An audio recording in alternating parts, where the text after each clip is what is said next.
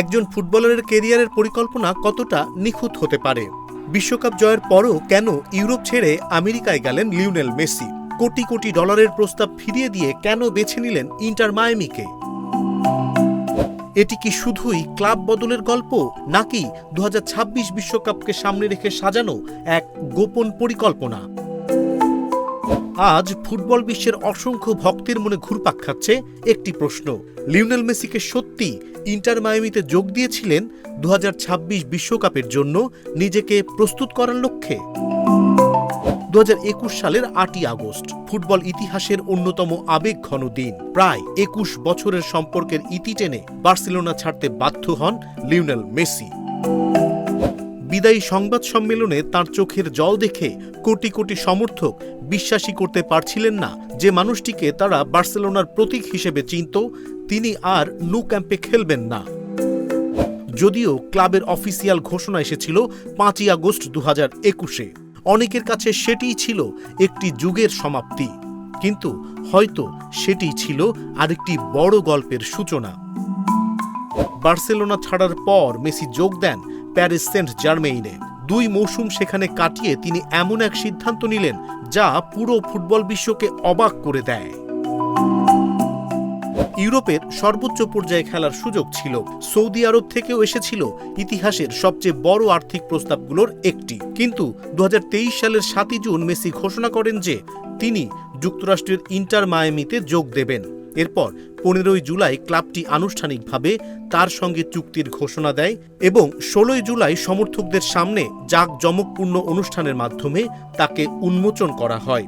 এভাবেই মেসি বেছে নিলেন যুক্তরাষ্ট্রের ইন্টার মায়ামিকে। কিন্তু কেন? এই প্রশ্নের উত্তর খুঁজতে গেলে আমাদের তাকাতে হবে চলমান বিশ্বকাপের দিকে। মেসি ইন্টার মায়ামিতে যোগ দেওয়ার আগেই নির্ধারিত ছিল 2026 বিশ্বকাপ অনুষ্ঠিত হবে যুক্তরাষ্ট্র, কানাডা ও মেক্সিকোতে, অর্থাৎ উত্তর আমেরিকাতেই। আর মেসি ঠিক সেই অঞ্চলে এসে নিজের নতুন অধ্যায় শুরু করলেন। এটি কি কেবল কাকতালীয়, নাকি এর পেছনে ছিল মেসির আরও বড় কোনো পরিকল্পনা? ইন্টার মায়ামিতে এসে মেসির জীবনযাত্রায় অনেক পরিবর্তন দেখা যায়।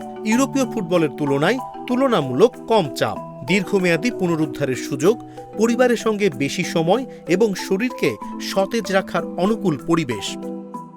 বয়স বাড়ার সঙ্গে সঙ্গে একজন ফুটবলারের সবচেয়ে বড় প্রতিপক্ষ হয়ে দাঁড়ায় চোট ও ক্লান্তি। আর মেসি যেন সেই লড়াইটাই সবচেয়ে বুদ্ধিমত্তার সঙ্গে পরিচালনা করছেন। ভাবুন তো, 39 বছর বয়সের কাছাকাছি পৌঁছেও তিনি এখনো গোল করছেন, অ্যাসিস্ট করছেন, ম্যাচের গতি নিয়ন্ত্রণ করছেন এবং আর্জেন্টিনা দলের অন্যতম গুরুত্বপূর্ণ খেলোয়াড় হিসেবে নিজেকে ধরে রেখেছেন। এখানেই জন্ম নেয় সেই আলোচিত তত্ত্ব।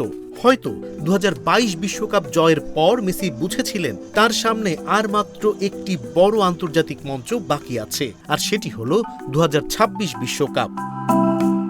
হয়তো তিনি জানতেন ইউরোপের কঠিন সূচি ও তীব্র প্রতিযোগিতার মধ্যে নিজেকে টিকিয়ে রাখা ক্রমশ কঠিন হয়ে উঠবে। তাই তিনি এমন একটি পথ বেছে নিয়েছেন যেখানে শরীর ও মন দুটোকেই সর্বোচ্চভাবে প্রস্তুত রাখা সম্ভব।